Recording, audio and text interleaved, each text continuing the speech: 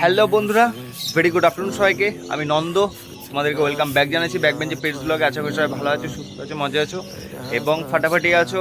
আজকে খুব দুঃখের সাথে জানাচ্ছি যে আমার কিছু কিছু পাখির হঠাৎ করে কিছু এমন রোগ হলো যার কারণে পাখিগুলো মারা গেল।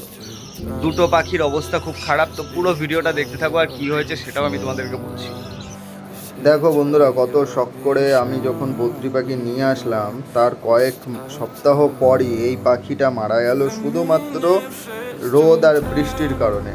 আর এখন রোদ তো তখন বৃষ্টি, এই ওয়েদারের কারণে এত সুন্দর একটা ফিমেল মারা গেল।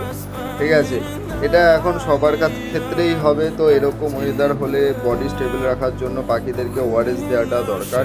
আর এই গ্রিন মেলটারও অবস্থা খুব খারাপ, এই মেলটাও এখন খুবই অসুস্থ। আমি তাও একে মেডিসিন দিলাম। দেখি এবার বাকিটা ভগবানের হাতে। ভালো লাগলে সাবস্ক্রাইব করে দিও।